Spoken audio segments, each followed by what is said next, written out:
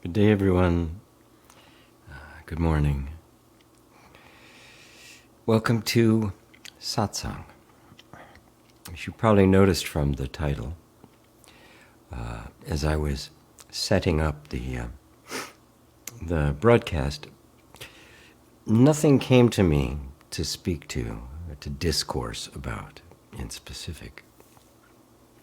So what I thought I would do, as I was sitting here waiting for the seconds to tick off, would let me formally invite you into that inner space of satsang, of communion with truth.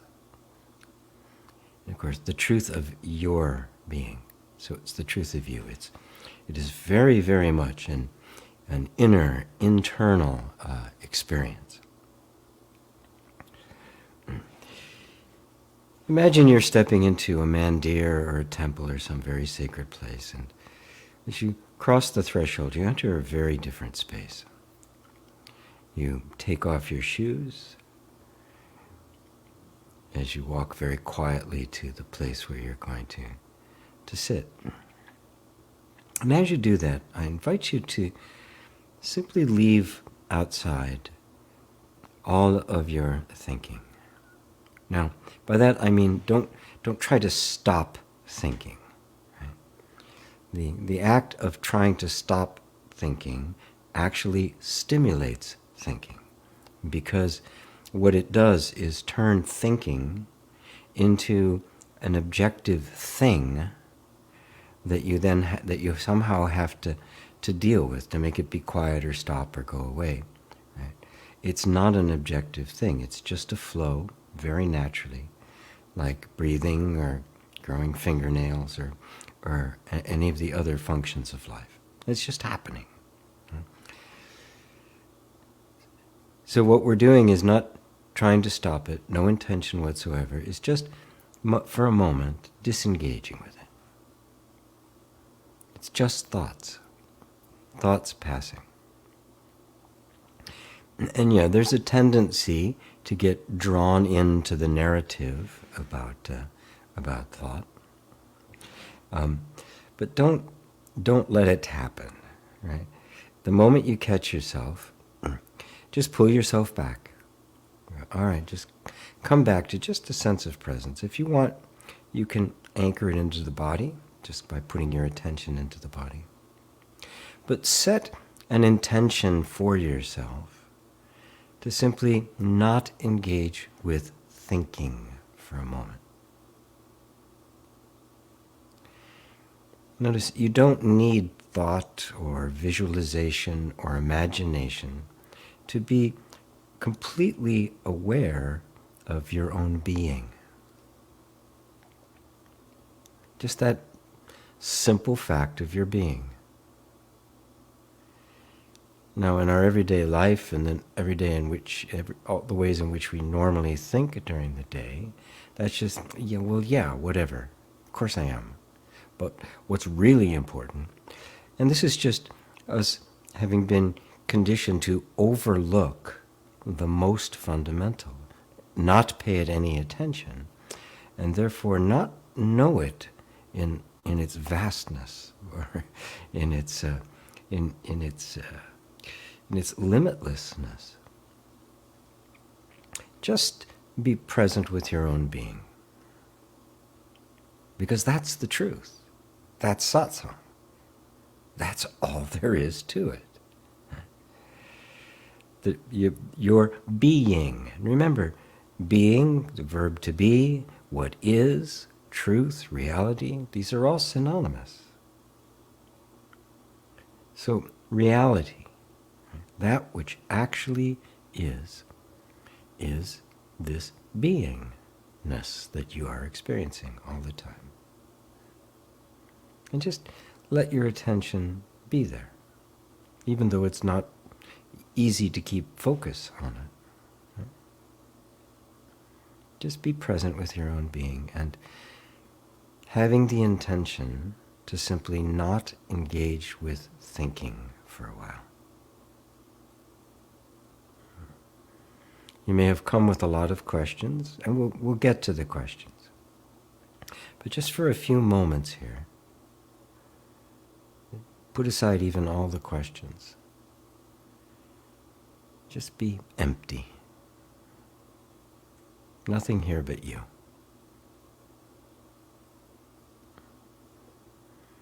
Because this is the true satsang. And it can happen any time of the day or week. It doesn't have to be a Sunday afternoon or evening.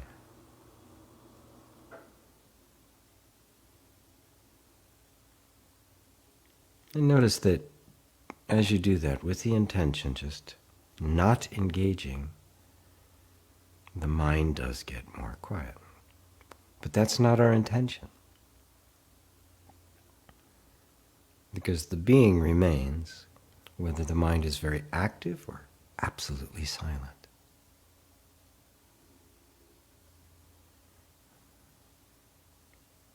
This is the true communion with oneself, the truth of one's being, which is simply, I am.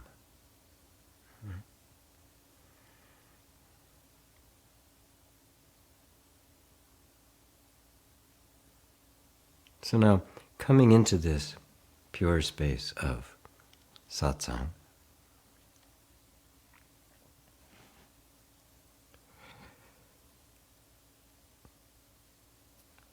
any questions that arise, allow them to just kind of percolate for a moment before asking. Let's not have this be a conversation or an attempt to acquire spiritual knowledge. Rather, let's make it a direct experience of yourself as you actually are, which is all there is to spirituality. It's nothing special. It's simply the spiritual path is simply the path inward. The conscious choice to turn attention as deeply within as you can go in the moment. And doing that consistently as it deepens and deepens and deepens until you see there's nothing left but you. Just being. This pure beingness is what the mind finds so difficult to approach, because there's nothing there. That is, there's no thing there. There's no concept. There's no object. There's no special idea or belief. There's not even spiritual ideas. There's nothing there except you. But this you is not the you that your mind normally associates. When the mind says, I, it is not talking about this emptiness. There's a thought there, there's a concept, there's a self-image. But it's obvious that the self-image is not self-existent. It depends on you perceiving it. So that version of you is just a perception, nothing more. And just be the perceiver.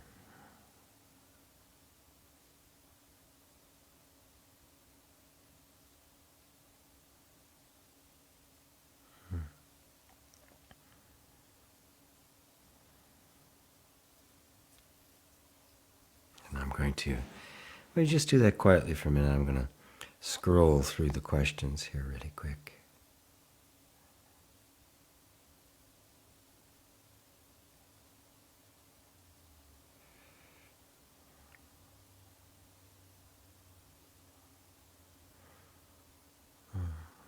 Lovely.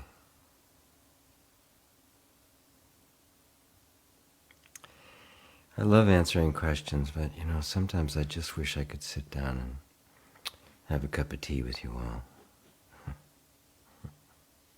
all. Just sit around a fire or something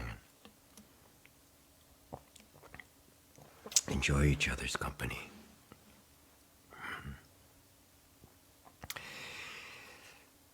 Well,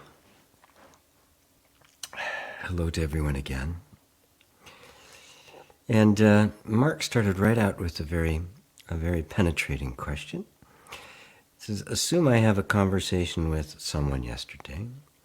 I can't know if that person exists objectively and persistently outside of my reality, and vice versa. Then the person dies. But my reality continues. I know I continue to perceive, but they don't in a way that I can converse with them. Does that mean there is an objective reality that would exist even if I don't perceive it? Let's take a step back, because sometimes we want to jump ahead and we think, oh, there's nothing out there except myself, right? Which is true. But in order for that to be understood, you must first know who you are.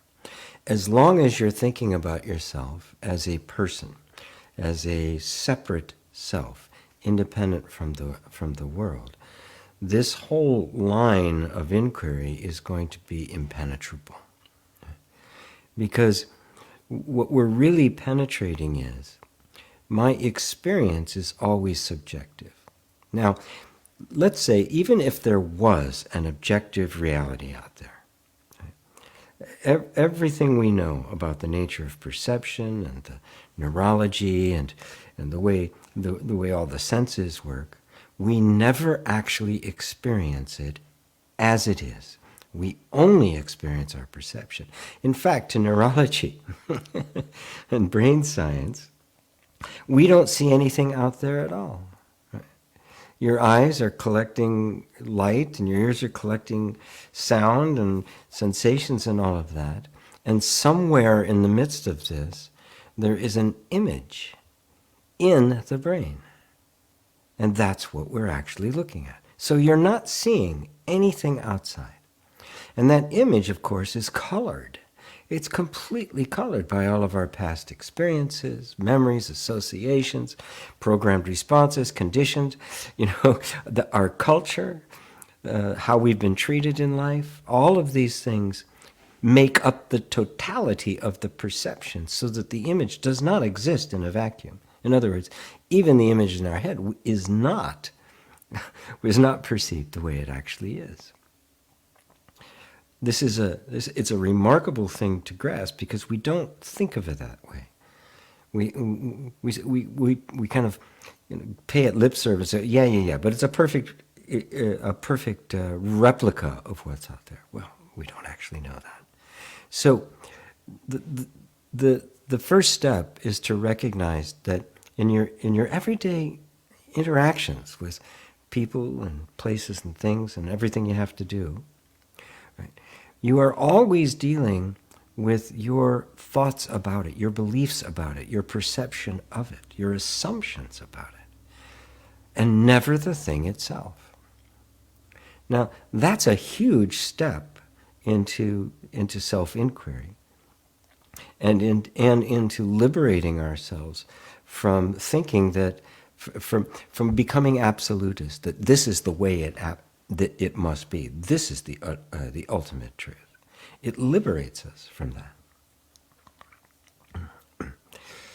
Now that's long before we even consider the question, is there anything out there at all? Which kind of takes it to another level. So now you see, I'm approaching your question through all the levels to make sure that when it's time for a conversation like that we're not mixing the levels, that we're not jumping from one place to another, because that will just confuse us. So you had a conversation with somebody, assuming, right? Of course, we have conversations with people all the time, every day. Not to mention we're having conversations in our heads all the time, right?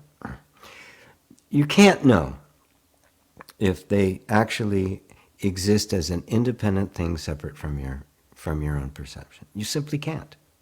There is no way to step outside of our, even from the point of view of the neuroscience, I cannot step outside of the brain and look and see if I'm actually seeing something. Step outside and then look. Oh, there's me and there's that. Oh, yep, there it is. There's the perception. It can't happen. The point of perception, it doesn't move. It can't. Wherever you go, it goes with you. So there is no way of knowing. Period, end of story. Now that's at the very existential level. That means that just puts what we were talking about earlier on steroids, that, well, what I believe about it is all I ever experience. And what I believe about it, in fact, may be all there actually is. There may be nothing other than my perception of it. But even those who purport that, the holographic image inside the brain, well, I have to ask, well, what about the brain itself? Isn't that in the holographic image? And if there's this holographic image that's in the brain, what's looking at it? This is the great problem of consciousness that science tries to deal with, because if it's an image in the brain, there's something beholding it. That's something that is looking at the image, whether it's out there or close in or right inside the head. That is the mystery. That's the great unknown. There's a whole bunch of, on the materialistic side, that just assume it's some kind of structure. That is the me. But it is separate from all of the sensory mechanisms, all of the conceptual mechanisms, all of the autonomic nerve, all of it. There's something else perceiving it. Now, what if it is a body, then there is a world, an objective reality out there. And if there is, I'll never ever see it, and neither will you. You'll only see your perceptions of it, which should make us immediately humble, compassionate, tender, and malleable. Right? Never taking a strong position, never saying, I'm right, this is the way it absolutely is, because knowing full well that it isn't. It is simply a perception. And we can argue about reality all day long, but it won't matter. But there would have to be something out there in order for that to be the case. Taking it to the next step of there being, of my perception and the universe being absolutely one, means I have to step into a completely different concept of myself. I cannot be the brain. I cannot be in a brain, because the brain is simply something else that has been conceived. It must be formless consciousness. Formless, which means it doesn't have a location. It does not occupy space. Space appears within it. Space being simply the perception of two different objects, which is all space is. Take all the objects out, and what is space? But even space is perceived. As subtle as space is, it is perceived.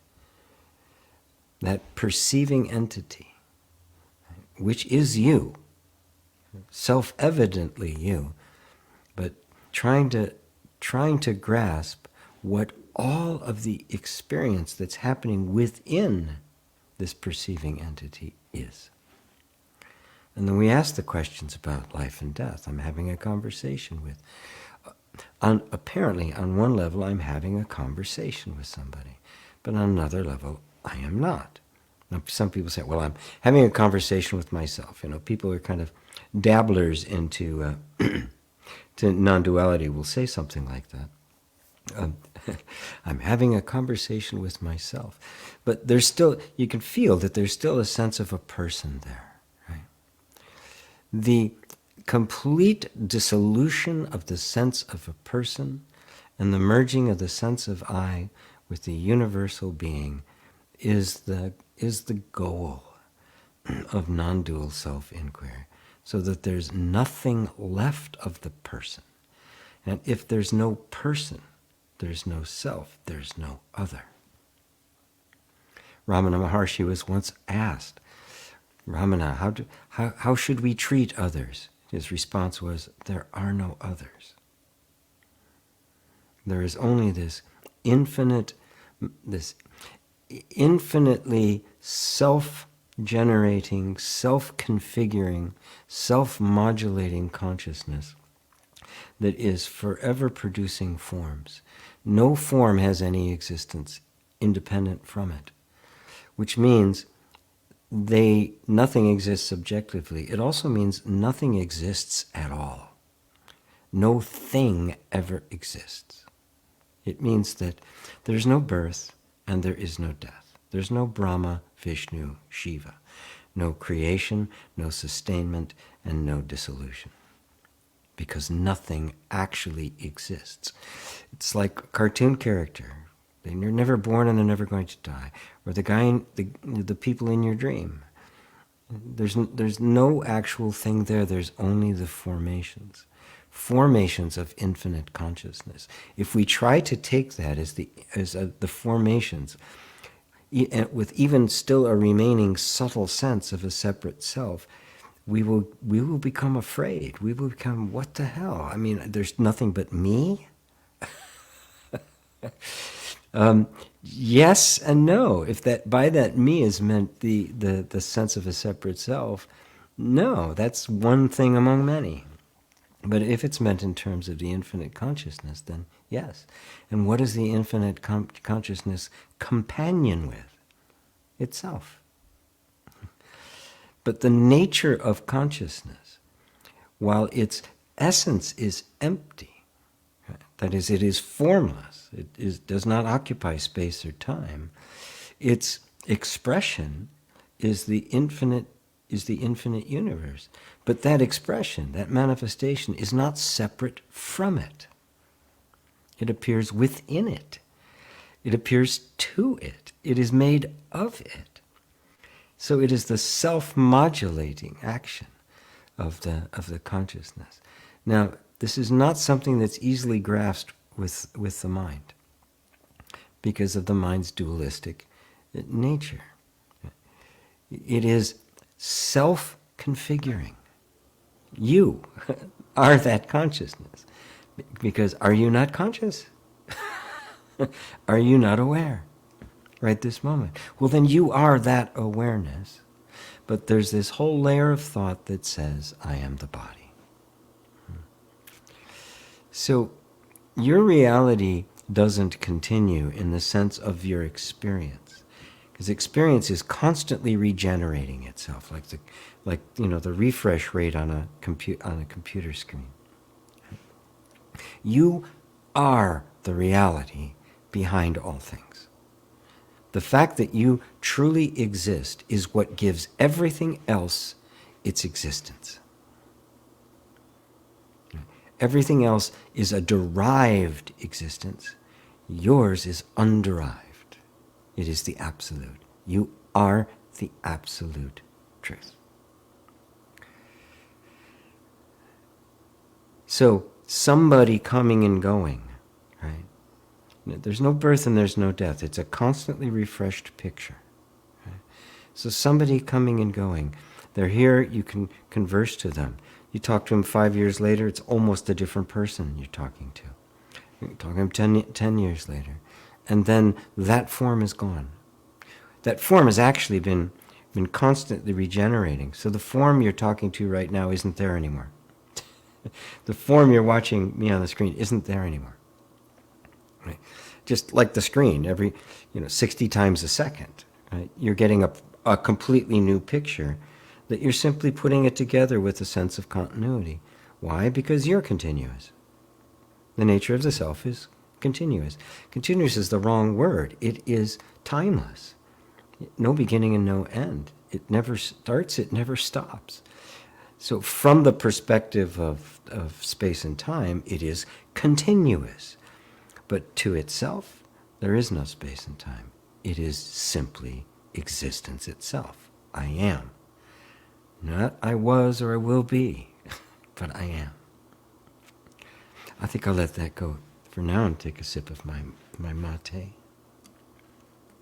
How was that for you, Mark? I'm going to skip down to the bottom and see if you said anything. But please respond and tell me if that's it. I'm very glad you asked the question, because it is a very deep one, and it's the kind of thing that it's a calculus question, and we're still working through differential equations.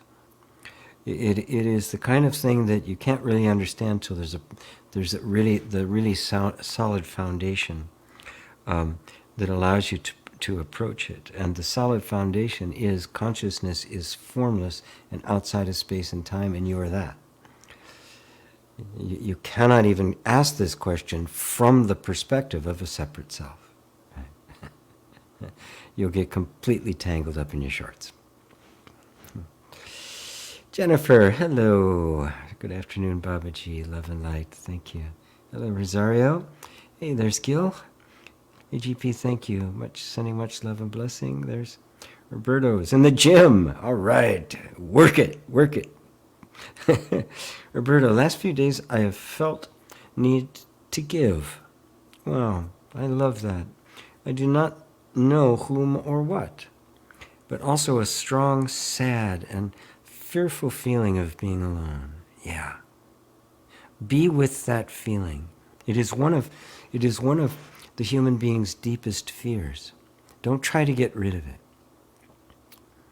And this is really for everyone. We have to go through our fears.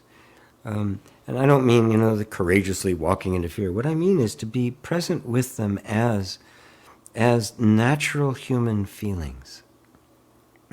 To not think that they're a problem, not something have to be gotten rid of, something to be overcome even, or transcended spiritually. But the sadness, fear of being alone is so human.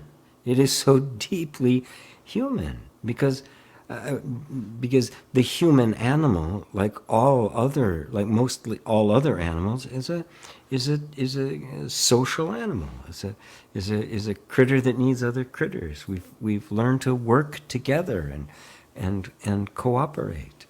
Cooperation far more than competition, which we like to focus on in our world right now. But it's actually tiny, insignificant compared to the magnitude of cooperation. So there's a strong feeling and need of that. If you're willing to be present with it, you will transcend it. And when I say transcend, I don't mean get rid of or it's not important anymore. Transcendence always brings the lesser with it. It's a higher point of view that subsumes the lower. So it embraces and purifies and dignifies the human aspects of ourselves. But we are no longer subservient to them. We're no longer subservient to the animal nature. Okay? But recognize that it's there. It's just part of living. And a lot of it's fun, quite enjoyable. And notice that on one side comes up this deep feeling of wanting to give. Oh, that's our nature too. That's the nature of the heart, the peacemaker. How can I make somebody else's life better? I mean, what could be better than that? And when that arises, it could trigger some fear. It could trigger some sadness. It could trigger all sorts of. Just let yourself feel them, and if you do that, really move closer to them, without any agenda other than to be with them, they will reveal themselves to you. They will reveal the story behind them. I find myself oftentimes just getting, I encounter people. I run into people whose lives aren't going particularly well. I mean, I do it obviously professionally. I run into it all the time. But I just can't help but feeling a sadness. I can't.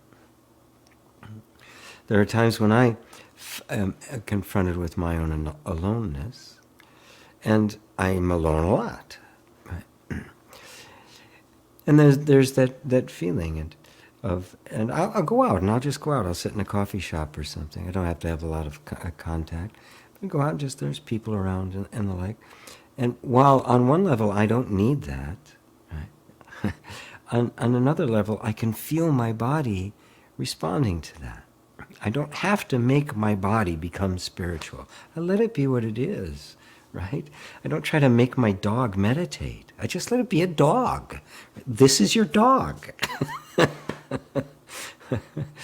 Just let it be what it is. Let it feel what it's capable of feeling. Right? And notice how your mind wants to turn it into a problem. Our minds have this ideal as to what spiritually we're supposed to be like. You know, what the enlightened being is like. I get those questions. What's your day like? Like yours. I get up. I brush my teeth. I make my tea. I meditate. I ride my bike. I write things.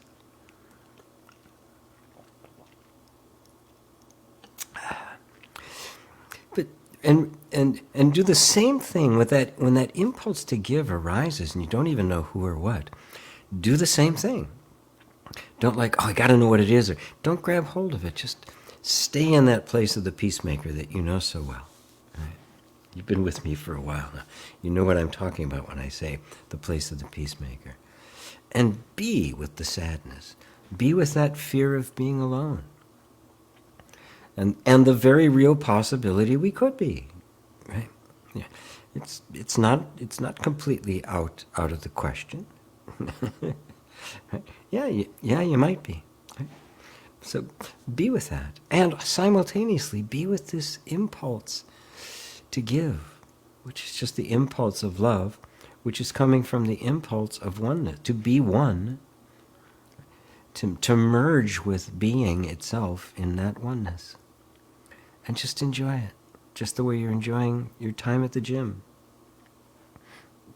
I love listening to to satsangs, my own teacher Muji in the gym, or Ribu Gita, or some other meditation from Samanera Jayasari.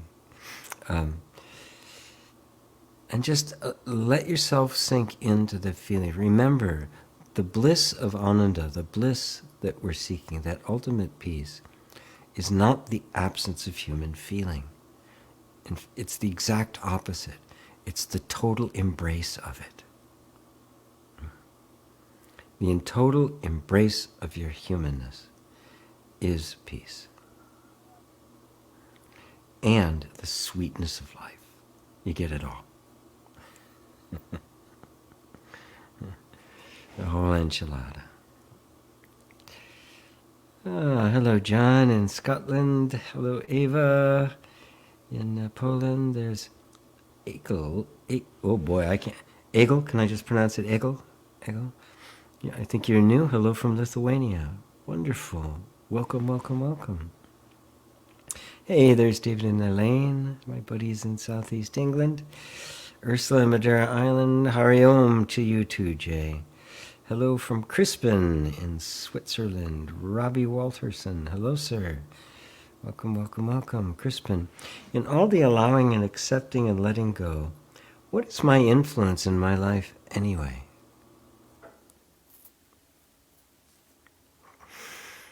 Well, ultimately, you are life. It's not something you are influencing. That what we experience of life is the manifest experience of ourselves. That is, you experiencing you. The ultimate joy. The experiencing myself as I actually am. Now, there's no need to influence it. Notice the word influence creates two. There's me and something else that I am influencing in some way. Right? And if that's the case, well, then of course I'm going to have my preferences and I'm going to try to influence it in a way that I want to influence it in. And when I can't, my efforts are thwarted, I'm not very happy. And then I suffer, right? So seek to influence nothing. Let go of the desire to influence. Right? Notice that any kind of sense of influence, even the question, how do I influence anything, means there's something wrong. Something needs to be fixed or changed. If there's nothing wrong, what's there to influence? What is it that needs your guidance? Now, on the level of practice, What does need our guidance is our attention, where the attention goes, our beliefs. What do we believe to be true? But notice that you're not influencing them, because they're not objective things out there that you have to fix. You're simply constantly just purifying your own vision of what is real and what is true. And the letting go isn't the whole story. Letting go is just kind of the groundwork by which we can do the inquiry. When I teach in the reconciliation, or Evan does, I think I see him here, we start with invite, which is the allowing. We're just going to invite, we're going to welcome, we're just going to be present with whatever's here. But then it moves into inquiring. What is the nature of this? Where's it coming from? Is this true? Is this not true? Is this loving? Is this not loving? There's an intelligent discrimination going on now. Right? We're discerning, we're discriminating, we're distinguishing the perceptions of our own mind. And that is a very active, whereas allowing and letting go are very passive, they're very yin. Inquiry is very active, it's very yang. It's very much engaged with it. But if you're engaging with it without first being in a state of allowing and letting go and equanimity, you'll be trying to manipulate it, right? And that's what we get in different kinds of psychology. We get it in manifestation and raising your vibration. You're trying to influence. You're trying to do something to it. That's not allowing. If the inquiry, though, is coming from this place of just of accepting and even loving things as they are, right? Now the inquiry is free to penetrate, because it doesn't have an agenda anymore other than to know the truth, and than to see things as they actually are. Right? And so also notice when we say influence in my life, that on a subtle level, you're thinking of you as a body in a world experiencing life. There's me, and then there's life. There's me, and then there's the world. There's me, and then there's the universe. There's me, and then there's God. There's me, and then there's other. This is the essential illusion. Right? You are life. You are the functioning of life. Now, even on a human level, even not even going into the absolute or off into the stratosphere anywhere, it's completely delusional to think that I'm separate from life, like I can exist independent of the earth. My lungs, I can't survive 3 minutes without the trees, right? I need to be eating all the time. I need to be breathing. I need water. I need shelter. This human life is life. It is part of this whole flow of the biosphere. Everything interdependent upon everything else. Right? So I can't talk about me and my life. That's very much a conceptual thing. I am life. You are life. And then you can transcend it and go beyond to the consciousness in which all life takes place. That life is the manifest form of the essential emptiness that is consciousness. It is the manifest. It is the form of the emptiness. Emptiness is form, form is emptiness, right from the Heart Sutra. You can't separate the two. We do it theoretically, so I talk about pure consciousness as being empty, but I do that only to distinguish it so we don't think of it as a thing. We don't think of ourselves as a thing.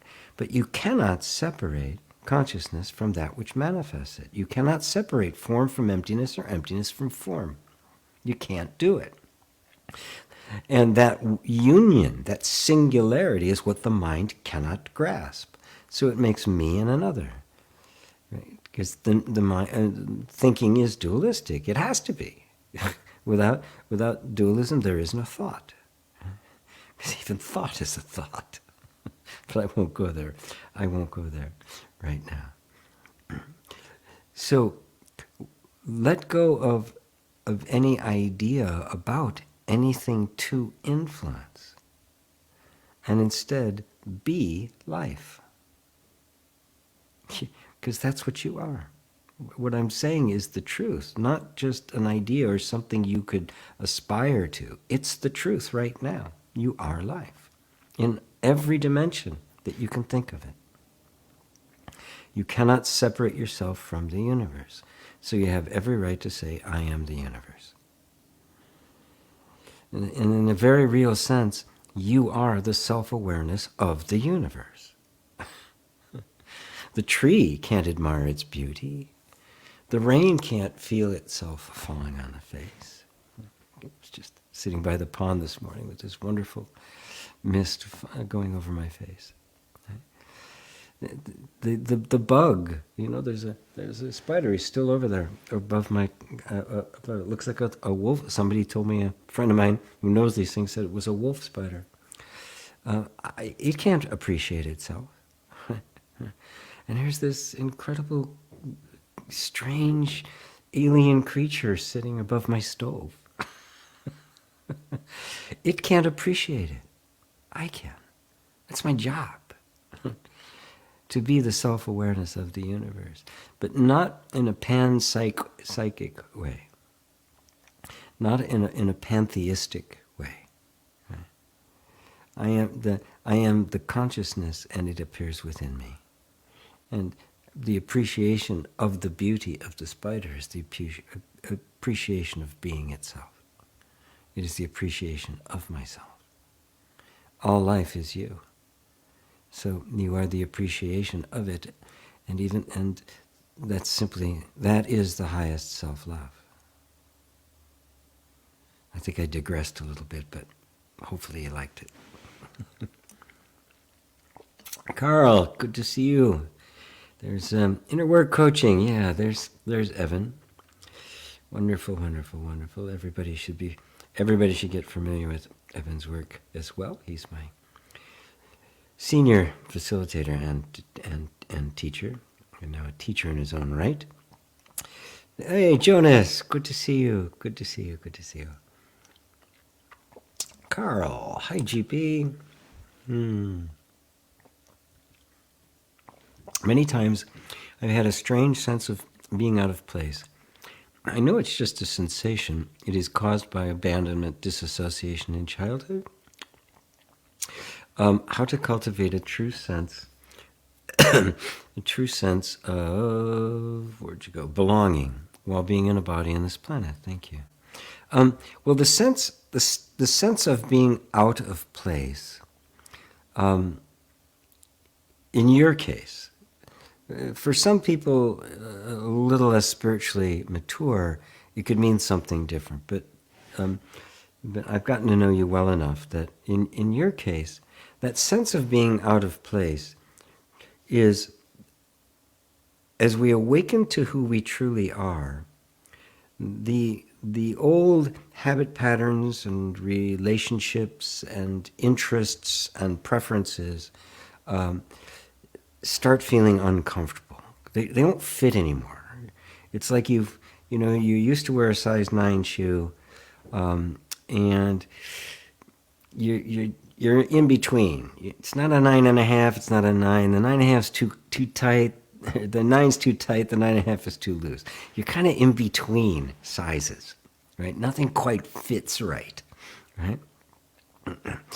So don't immediately jump to the psychological part of it, because some of the times it's existential.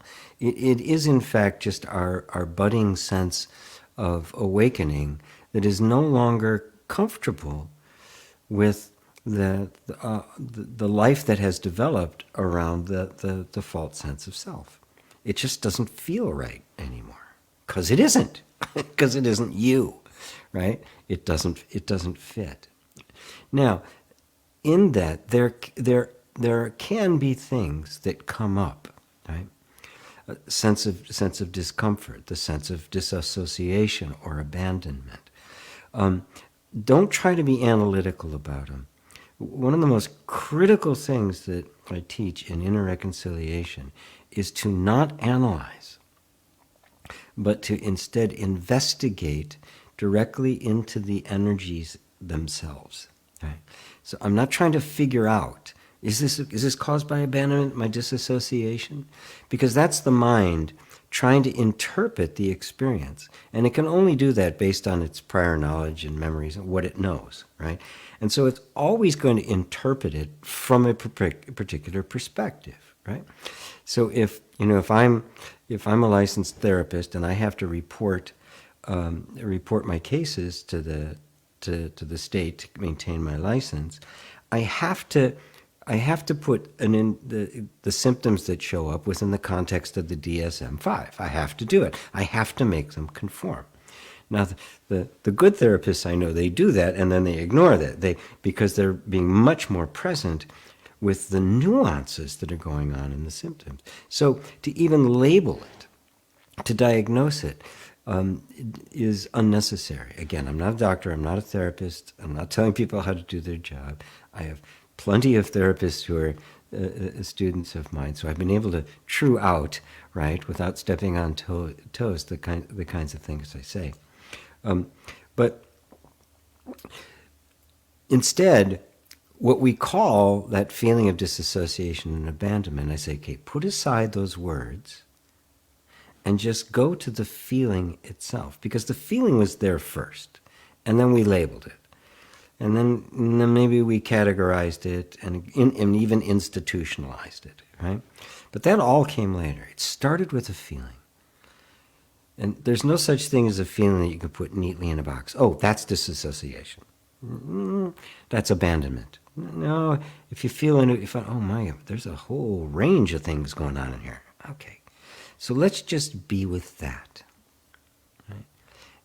And in that willingness to be present without analyzing it, right, you can inquire into it, which is different. And inquiry asks the energy itself, well, what are you about? What are you protecting me from? What do you need? Do you need to tell me where you came from? Do you need me to participate in your healing? Notice that's not analytical at all. I'm very open. Right? I'm open to doing whatever it needs me to do, up to and including nothing. Right? Because that open presence, right, is the inner environment of safety from which all healing arises.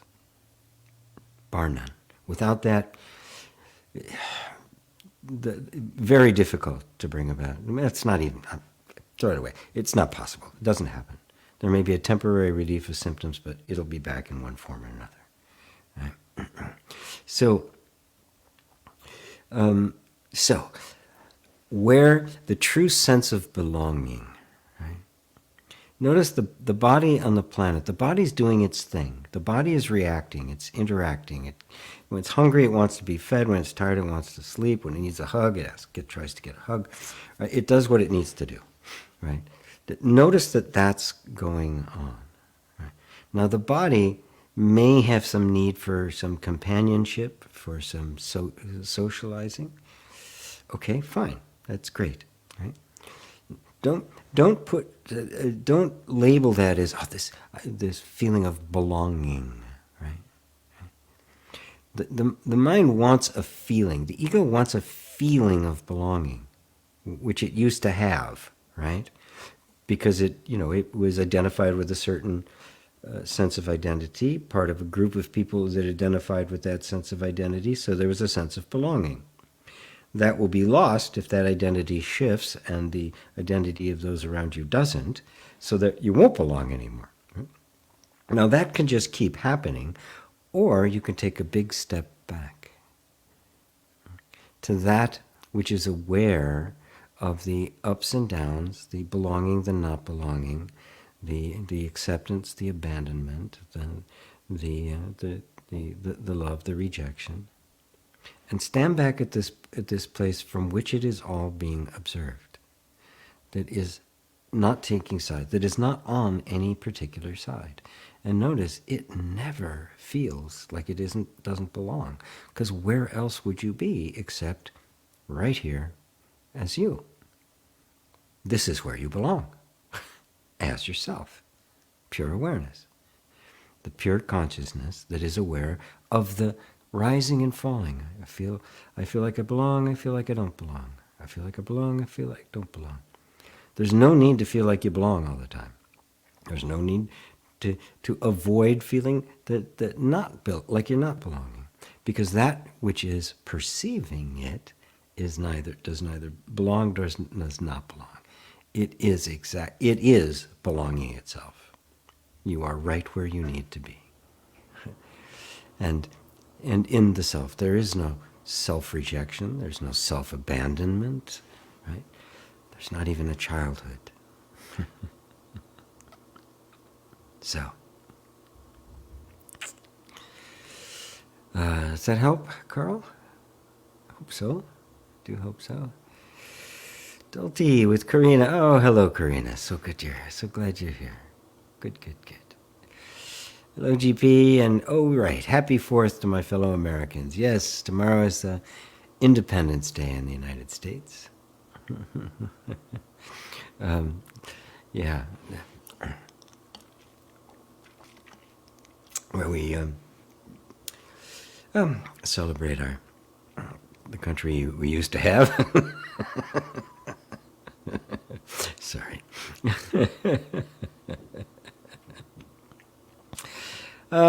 Jennifer. Oh, I'd love to sit by a fire with your presence. We could get a fire pit background in Satsang. Yes, wouldn't that be great? Cara, where's the campfire, GP? Anywhere near Island? I'll be there. Bring marshmallows. Fantastic. It would be wonderful. One of these days. Hello from sunny Sweden. Well, not here. In the middle of rain. Again. Been caught up in identifying fully with the self-image for quite a while now. Such a strange habit. The inherent uncomfortableness is a telltale sign, though. Did you continue, Merck? Let's see. Nope, guess not. Yes, it is. The discomfort, right? AKA suffering. The discontent, right? Remember, when Buddha used the term suffering, dukkha, the Sanskrit and Pali words both are translated, both are dukkha. He wasn't talking about the kind of extreme, misery. He was talking about discontent. Just the wheel of the hub is out of true and can't move. It's stuck. Right? And there's just this discontent. Right? Now, you noticed that the identification with the self-image, with the false self, which is nothing but an image and not even actually a real being, right, is reflexive. It happens so fast you don't even know it's happening, right? But you do, because you're catching it. Now remember, for most people, lifetime after lifetime after lifetime, that identification goes on and is never seen as identification. It is simply, I am this.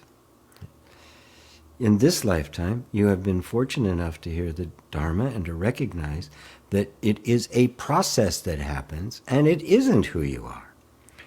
But just the mere seeing of it is not enough to shut that whole process down.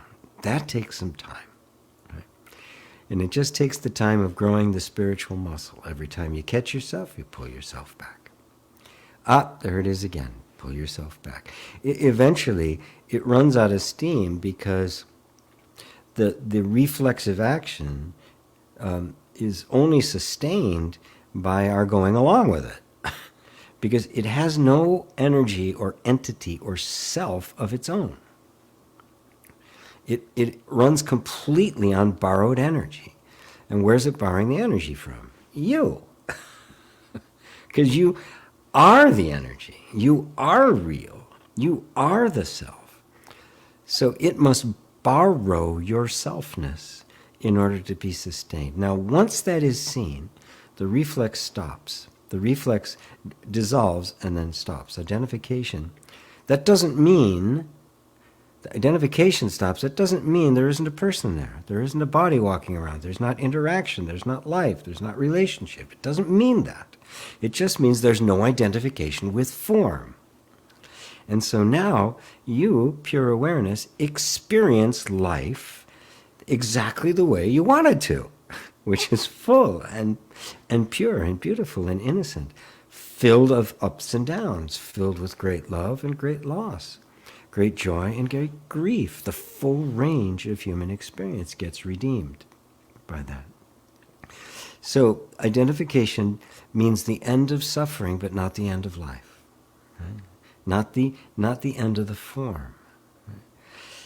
So we're disidentifying with it to experience life in its fullness and to end suffering and be happy. That's the end result. You're happy. Because there's nothing to be unhappy about. Once that identification has been seen through, and you can be free of suffering even while the reflex of identification is still going on. You don't have to completely dismantle it. You simply have to see it for what it is. And so at that point, as you said, the inherent discomfort is a telltale sign. That discomfort is not suffering, is it? If I don't like that discomfort, I try to get rid of it, either through adjusting, manipulating circumstances or trying to transcend it, right?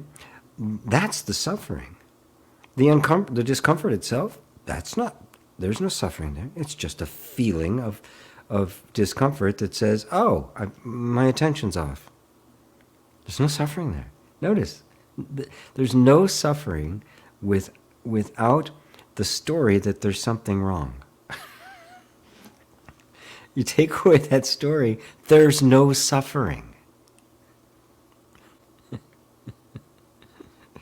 And that discomfort then can actually be a friend. People get to a particular point in their life and they're not comfortable anymore. They don't like their job, right? There's a discomfort.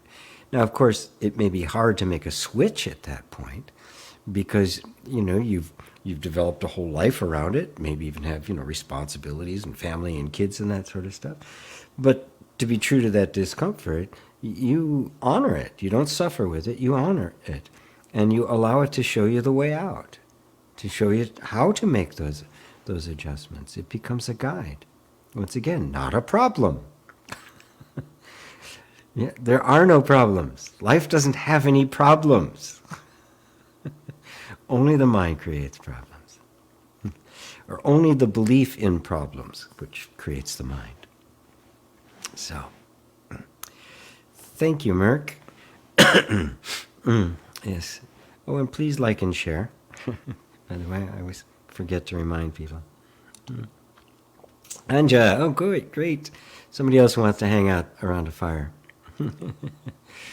I have to get some firewood. I have a little fireplace here that I just love, especially on rainy days here, which we get a lot of in the Pacific Northwest of the U.S.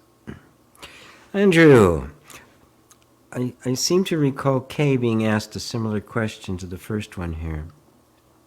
He described a relationship between two people as ridiculous, i.e., an image having a relationship with another image. Yes, exactly. Yeah. Yes, he did talk about that. And that is, we do. We have relationships with an image we hold of somebody else. Right? And you can see that this is why our relationships, we struggle so, especially romantic, intimate relationships. Because the image of that romantic partner is so layered over by cultural and social, all sorts of things are laid on top of that we end up projecting on the person so much that isn't really there, that we don't actually get to see what is there. So we have a relationship with an idea rather than with being. And don't even have to go all the relationship to the oneness, the singularity of being, to just the experience of relationship, which is a manifestation of the oneness, believe it or not, right? In its purity, is you experience the appearance of another as it actually is, as they actually are. And that's intimacy. That's genuine love. This is what actually everyone craves. And then going beyond that, the craving goes, I want to be one with myself. I want to know myself as I am. But most relationships, you're in relationship with your image of them. And, don't even worry about them being in a relationship with the image of you, right? Because, because until you're seeing them as they are, that you don't even bother with that. It's a waste of time. But yes, Kay did say exactly the same thing. It's perception. We have relationships with our perceptions. And the spiritual path is out of perception and into truth. As the first bodhisattva practice given by the Buddha, becoming adept at distinguishing the perceptions of your own mind. To do that is to become totally equanimous and compassionate. You're no longer enforcing rules. You're no longer a fundamentalist. You're no longer legalistic. You're no longer philosophical or theological. Okay? You become completely fluid and malleable, just responding to the moment as the moment needs. The moment's needs determine the response, not some kind of predefined position. This is genuine freedom, and this is genuine compassion, this is genuine spirituality, this is the life of the sage. Hello, Barbro in Sweden. Hello, Grimace. I would say it's a paradox. To reach the spirit within, everything we do is using the body, yoga, breathing, meditation, fasting, etc., etc. Therefore, the body is the most important. It is, yes, it is very important to practice until it eventually, like everything else, all teaching is useful as long as it's useful, right? Everything, every teaching, every practice, every aspect of life brings us closer and closer until finally we even let go of that as well, let go of the body. But yes, when I do meditations, we start with the body simply because it's an anchor point that is not in space and time. That is, it is not locked in time. It is not in the past or the future. The body is like an animal, and animals are very much the present moment. They're not. I've been meditating by a pond in the morning since it's been nice outside, and there's all sorts of tiny little critters, bugs on top of the water, and little things underneath the water as they're bopping around it, and just watching the way they react. It's totally spontaneous. There's no thought. There's no past. There's no future. It is the perfect interaction between environment and the organism, which is inherent in the it's a complete unity. Right? We just think we're outside of that, but the body isn't. The egoic mind has a picture of us being out of there, but it's not real. It's not true. The body is that, completely present in the moment. So to start there is a great way to get yourself into the present moment, anchoring yourself there. And then as you do that, more attention on the body, which is here in the here and now, there's less and less mental activity. Because the mind is always just thoughts of the past or thoughts of the future. It's never in the now. So the more I'm anchored in the body, the less mind even exists. Because it doesn't exist in the present moment. You don't need the mind in the present moment. The mind is always remembering or anticipating. It is always describing, categorizing. So it's always after the fact. It's always the past, imagining the future. Whereas the experience of the body, which is a good place to start, and you can go beyond the body to just the nature of experience itself, just the perceiving of being, is very much right here, right now. You are right now perceiving the sensations that we call the body. Then you can transcend it. It's not the most important because it is a key step along the way, right? But it's not the most. It is the most important step in the beginning. Everybody has to learn how to center, to anchor themselves there before you can go beyond it. So, and it is paradoxical, right? It is because with the idea that we're supposed to transcend the body. But to transcend the body is to actually go beyond the belief of a body. And then you find that the experience that we call the body isn't a body at all. That in fact it's consciousness. And the body as an entity, as an objective reality, doesn't exist. There's just the sense of being and the manifestation of being that we have mistaken as a body in a world, and thus a separate self. No separate self, no body, no world. Just the pure experience of the self, which in our illusion we have called that a body. So I'm going to what we call the body, but eventually we'll leave the body behind in the realm of pure experience. And at that point, even the paradox disappears. It's not a paradox at all. What we call the body isn't the body. What we call the body, what it actually is the self. Does that make sense to you, Grimace? Hey. Hello, Evan. Good to see you. Yep, I'm here. Jay, I love how Kim Eng explained acceptance means going the whole way that you're willing to be with something uncomfortable forever. But then there isn't a forever because it's only now and nothing stays. Yes. Yes. If you know what, the litmus test for am I truly allowing is, can I be with this uncomfortable feeling forever? Or at least for the rest of my life. Can I be with it? The answer is, no, I want to get rid of it. You haven't allowed it yet. Okay? Now, the good news is you don't have to get to that point of perfect allowing in order to experience a very dramatic decrease in suffering. Thank God. We don't have to do this perfectly, okay? But it's quite a thing. Larry Crane, bless his heart, strange fellow, but he called it squeezing the lemon question. Just squeeze it. Okay. Make it as bad as I can. Not only is it uncomfortable, it's even more uncomfortable than that. Can I allow it? Can I truly let go of wanting it to be different? It's a nice exercise to do. Nothing stays consistent except you. Yes.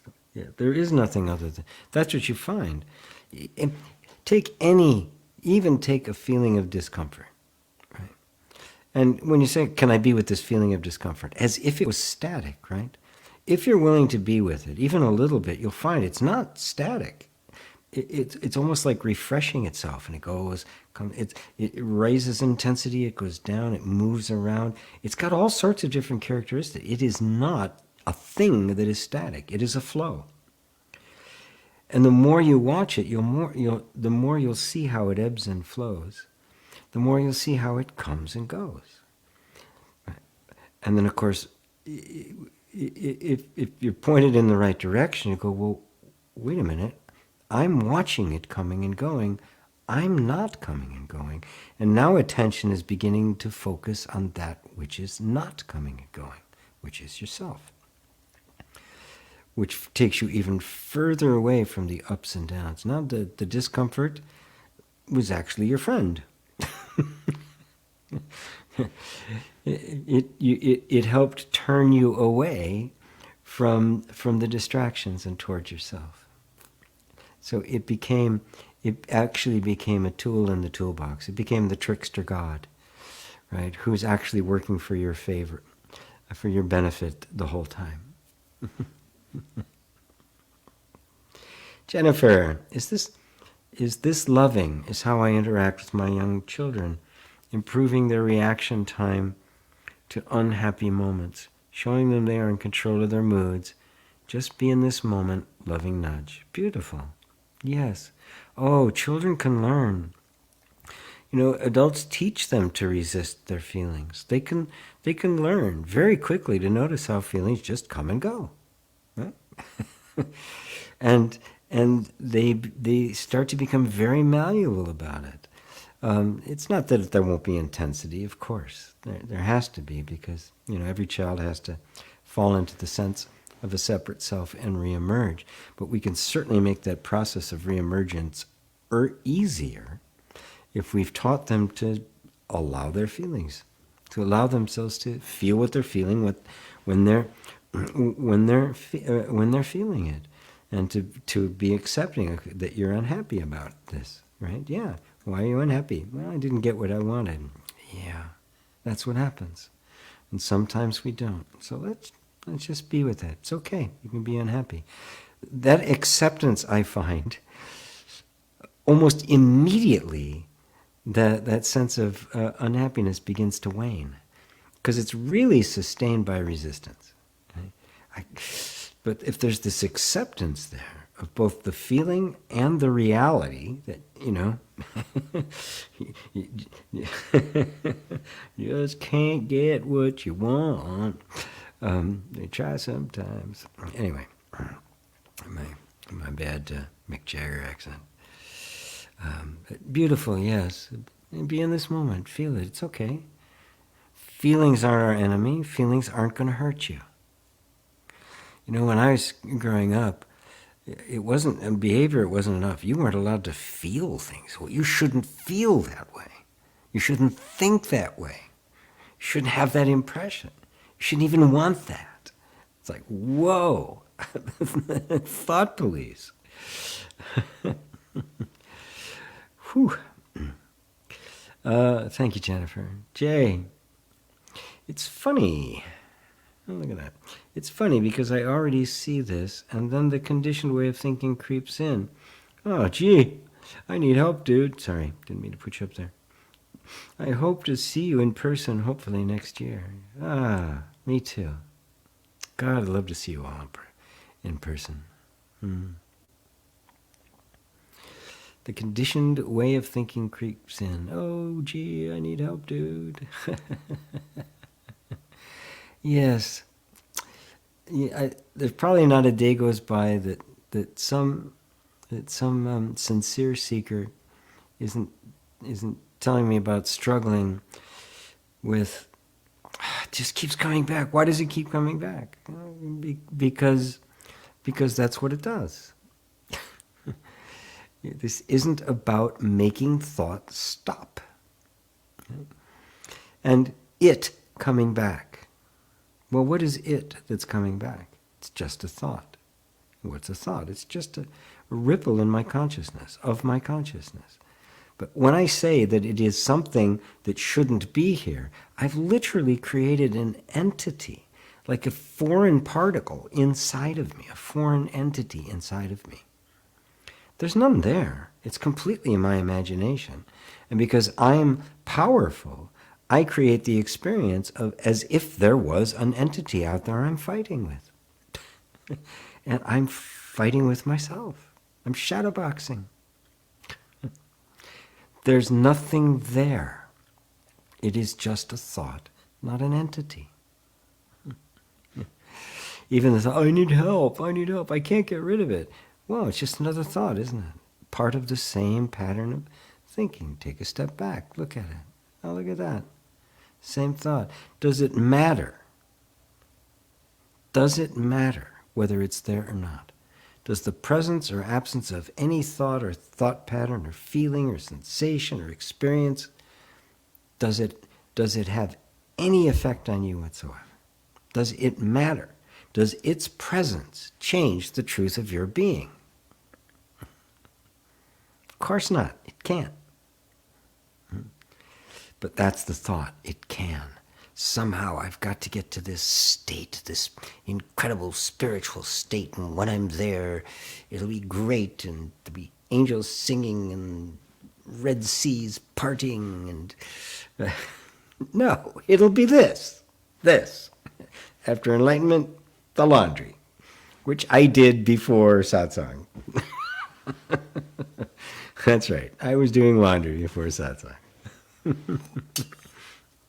Yes, the life of the glamorous life of the guru.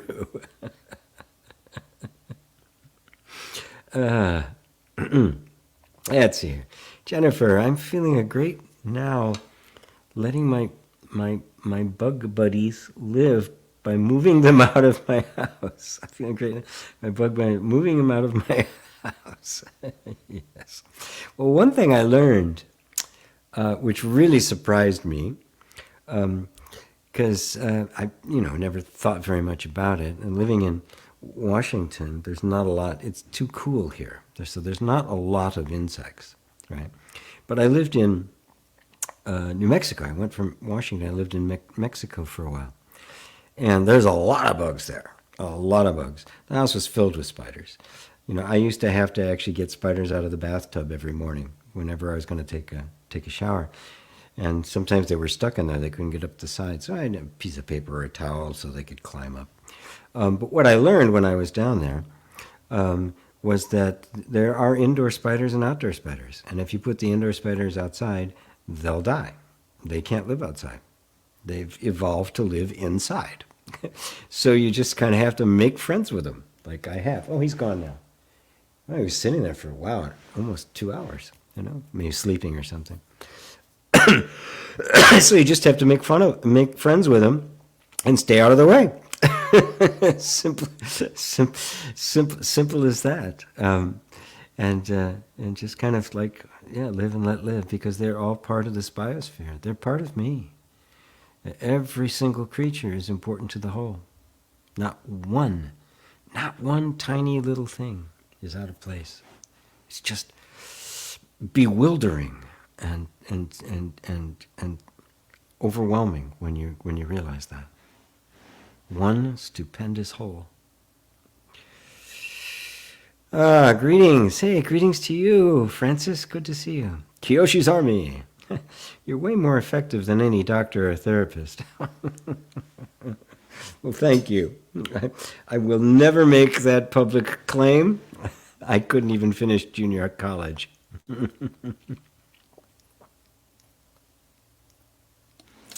was just never the academic type. I just could not learn anything unless I was really into it. In which case I would just dive into it head first and immerse myself in it totally. Jam, now I got a couple of things right now that have grabbed my interest that I'm immersing myself into, just for fun. But to that point, obviously, the most effective medicine and the most effective therapy is the truth. What could be more effective than the truth? And that's the bold claim that every teacher of non-dual spirituality has to claim. This is the truth. I didn't make it the truth. It's not a philosophy or a theology. It's not a concept. It is the direct experience of reality. And since I am existence, since I am self-awareness, since I am the self-aware being, I alone can determine the nature of reality. It can't be some concept or some theoretical thing that requires specialized knowledge. The most specialized knowledge is my being. Since I am being, I am more than qualified to determine the nature of being, right? Through direct observation, because I'm it. I can determine the nature of love. I have the authority to determine the nature of life. I have the authority to do that because I'm life. And I can study myself directly, the way any scientist would. So, Jennifer, hearts from Jennifer, thank you. Peter, good evening from Italy. Another great satsang. Thank you, Peter.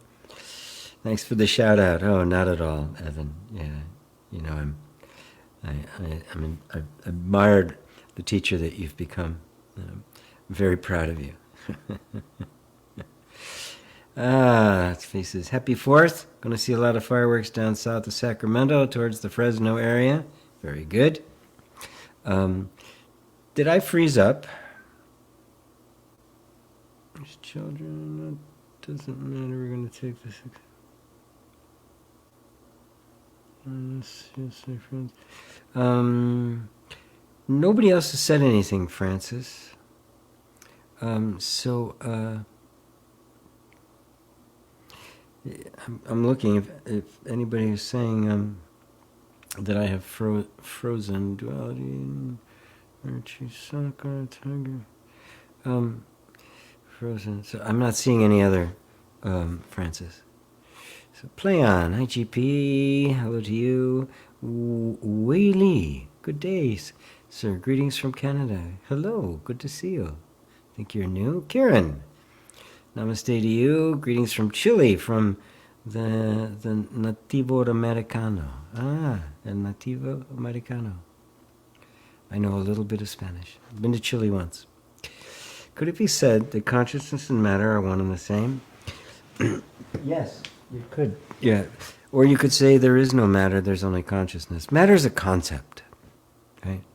I have experience. That's undeniable, right? I don't need to tell you you're having experience and not having experience. I mean, non-dual inquiry just goes to, let's go to the fundamental stuff that can't be denied. What can't be denied? I exist. I can't deny that, right? I am. I cannot deny that. I am experiencing. I can't deny that. I have the experience of myself. I have experience of this. Now, what is the nature of experience? The materialist, somewhere along the line, the idea arose of matter, that all of what I'm experiencing is an objective universe out there, and if there's something out there, it's got to be made of something. Okay, it's made of, and matter is that concept of which experience originates from.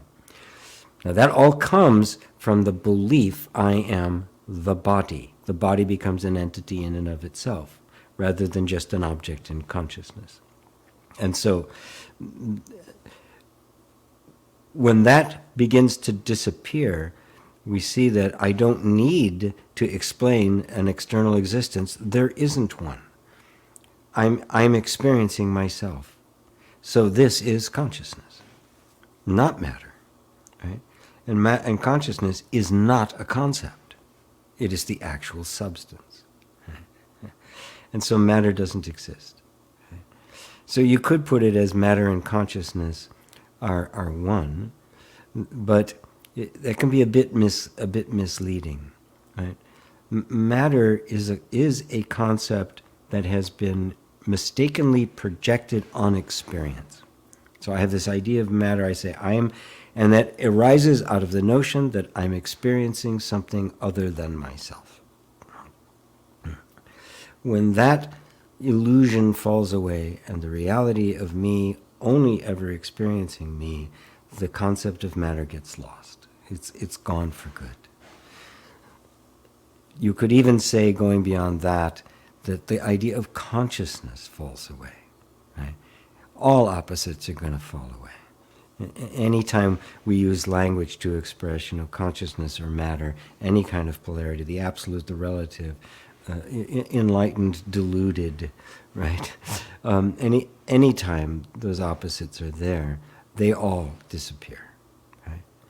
But it doesn't disappear into nothingness. Even nothingness disappears into the infinite somethingness, which is really a roundabout way of saying it. But look directly at your experience and notice that nothing in your experience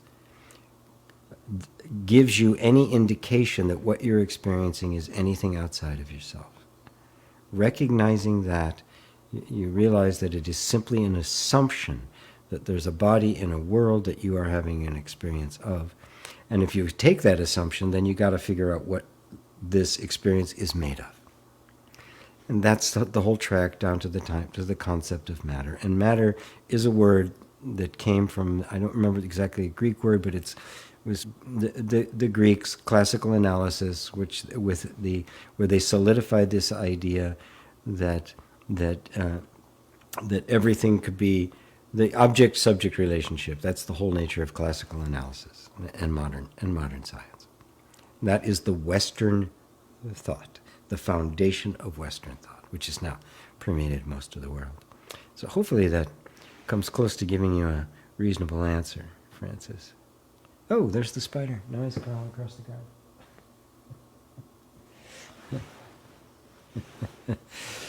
He's new. I haven't seen him around here before. Here, come here often? Let's see.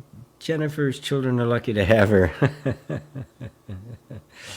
Golden Tiger, AMVs. Duality is needed in order to discover our true selves, and our bodies are perfect for that process.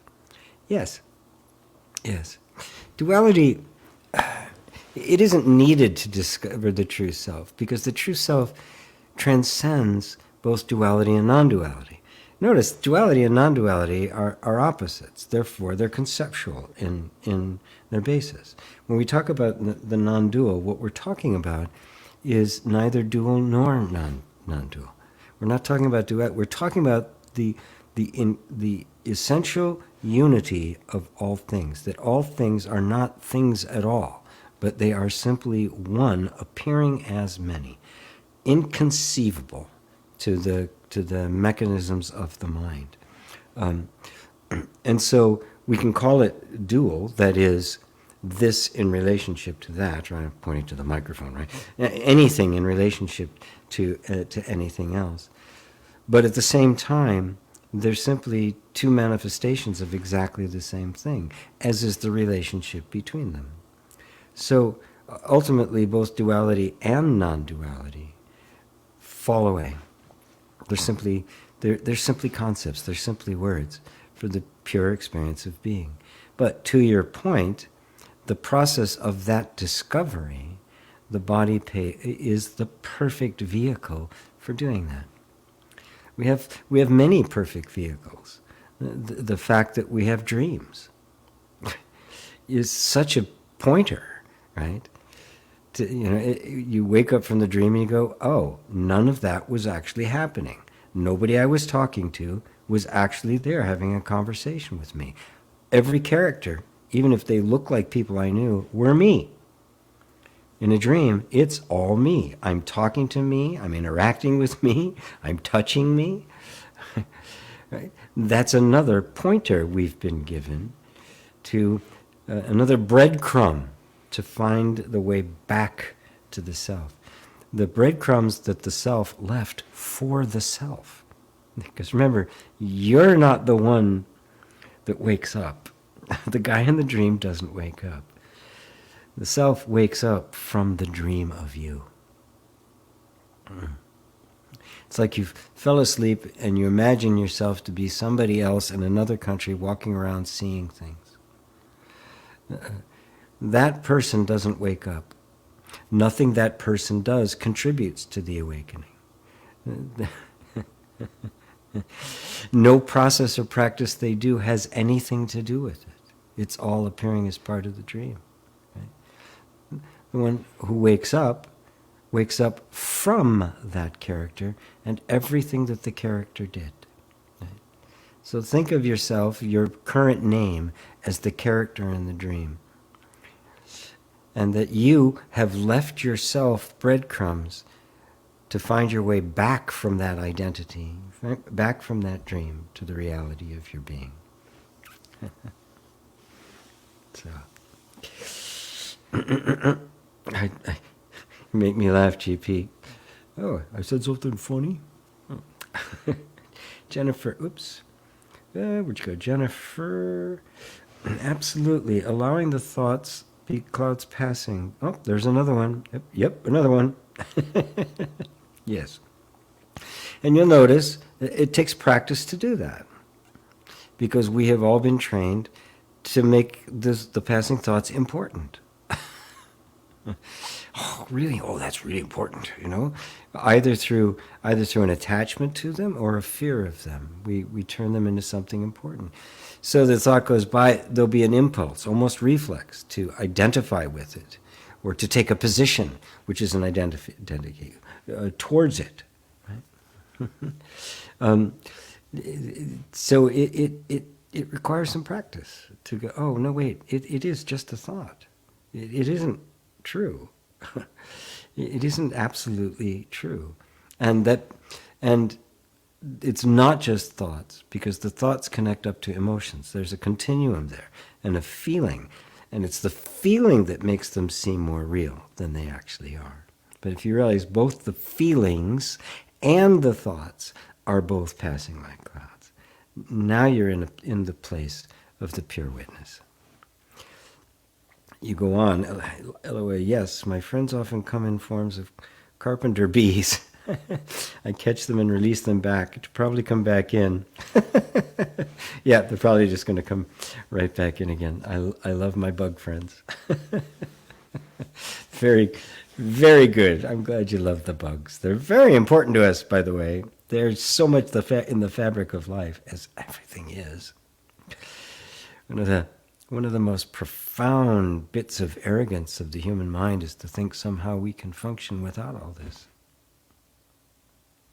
Right?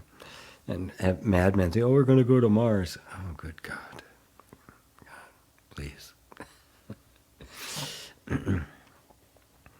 Jay says, no, it doesn't matter. We're going to take this acceptance and allowance seriously.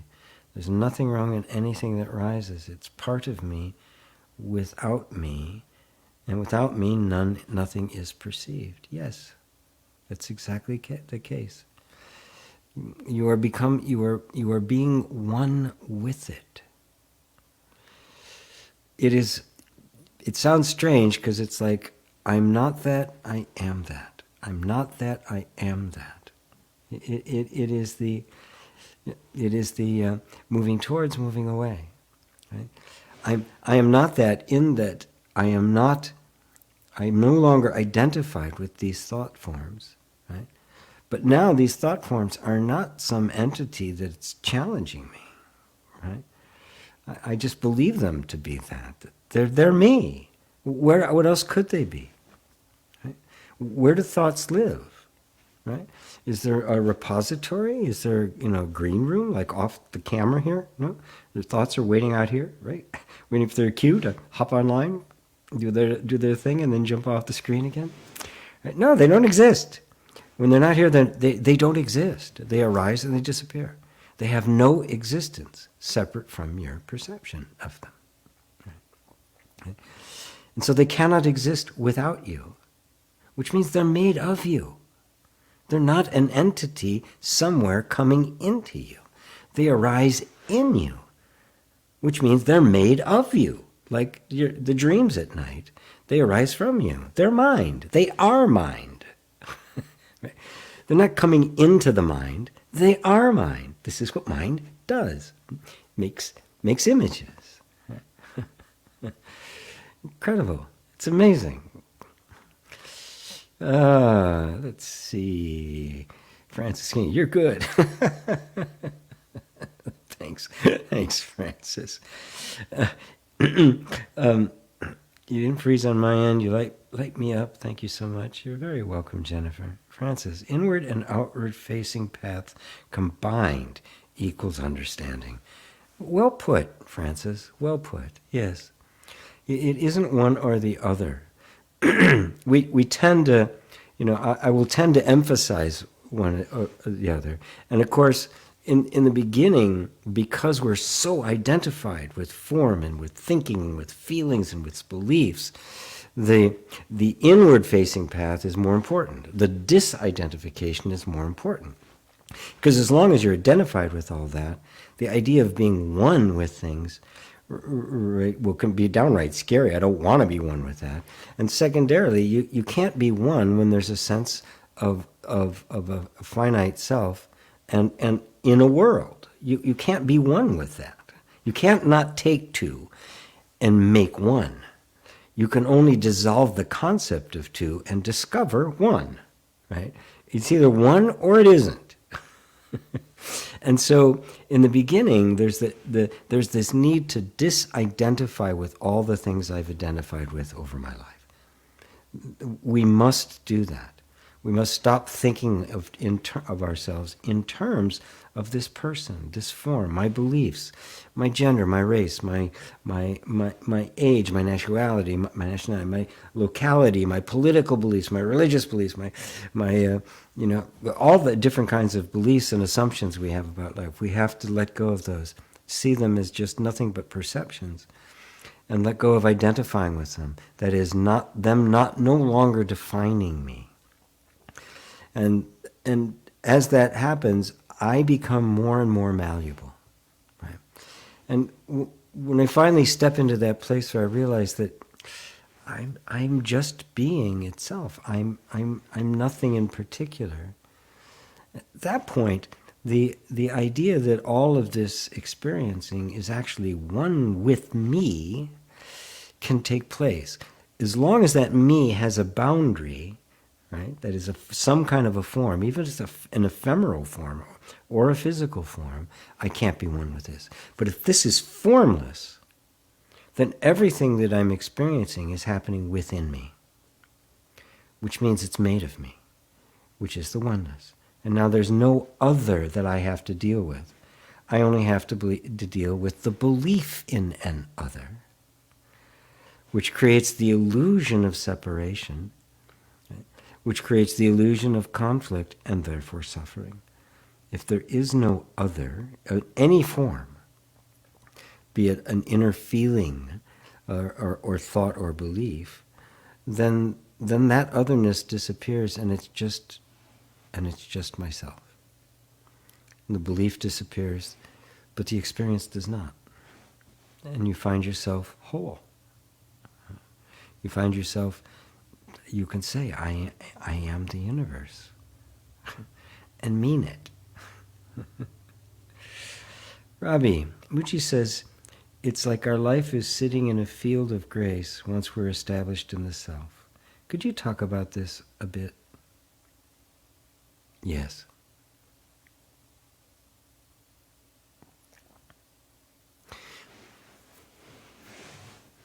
Grace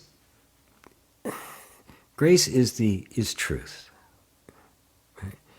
It is the real recognition, the realization that the one you thought you were is not the one who's going to wake up.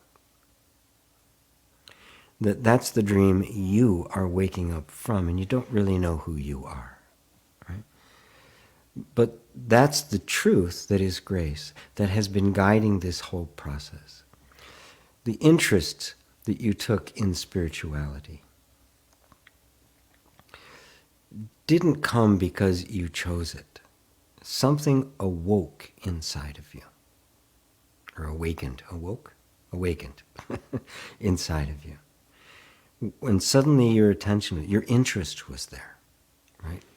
Of course, that's where attention was going. And little by little, it just began to take over more and more. None of this was a decision on our part. It wasn't really of our doing. It was not the action of the one in the dream that precipitated the awakening. It was the one who was dreaming, influencing the dream, and the dreamer, which is part of the dream. And thus giving itself breadcrumbs to lead itself out of identification with the one in the dream and back to the one who's lying comfortably in there, in the bed on the infinite ocean of the universe. Until finally, as Balyani put it, God takes the last step on a journey that never happened.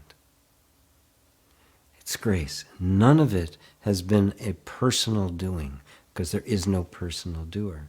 Now, coming to see that, what happens? Sitting in the field of grace.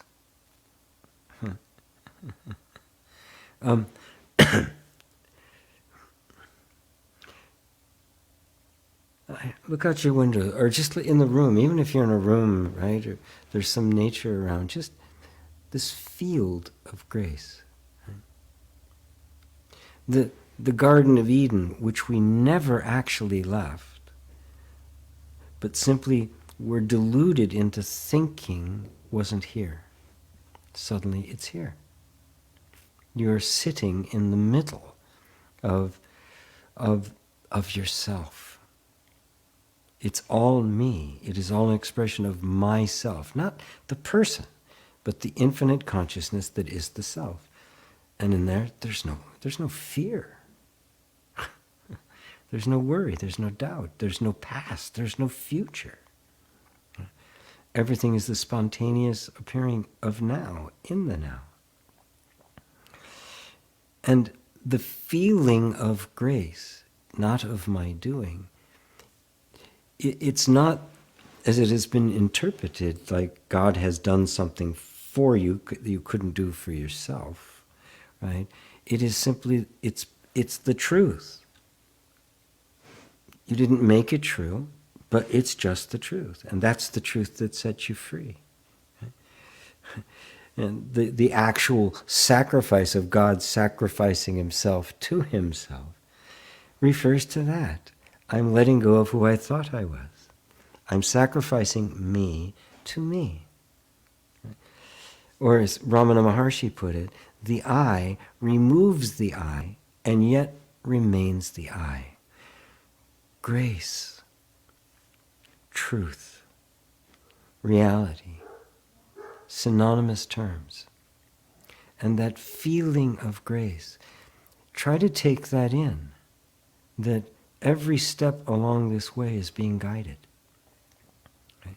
Not by an external entity, although while residual identification with form exists, it will have the feeling of an external. It'll feel like my higher self is guiding me, or guardian angels, or spirit guides, or something. It'll feel like there's an entity, but it's not an entity. It's the real you that is stirring from the dream.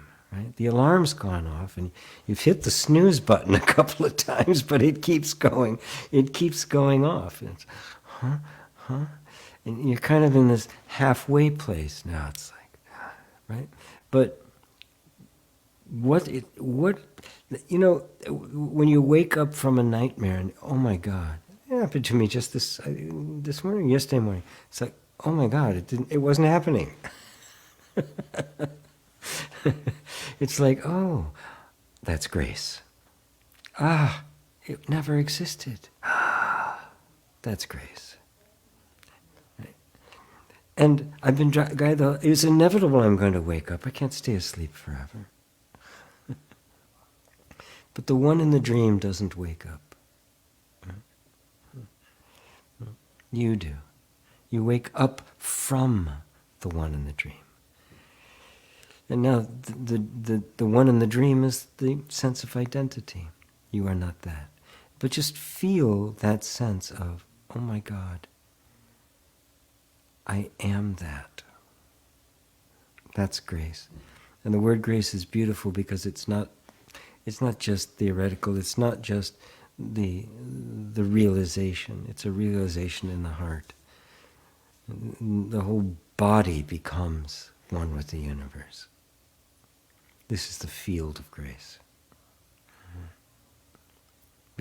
As Rumi put it, beyond all ideas of right doing and wrong doing, of duality and non-duality, of enlightenment or delusion, of yin and yang, there is a field.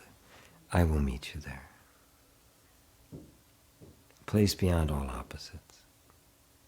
And there's nothing but you.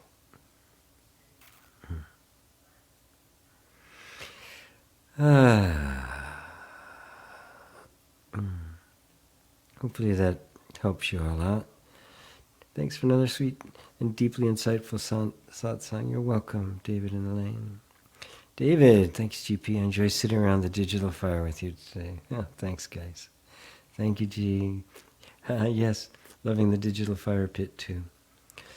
Really got to get that fire pit photo. Yeah.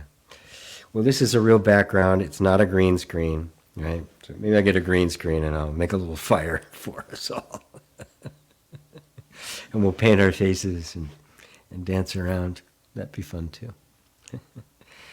Well, since there are no more questions, it's a little early, but I don't mind. I can bring it to a close here. So as I started, communion with truth, right? This is all we've been doing our whole time here together. We have been communing with truth. The truth of our being. Not truth as somebody or something or some idea or some theology or some concept, but truth as grace, as living being, as life itself. Right? Truth is not a concept. It is existence itself. It's what is.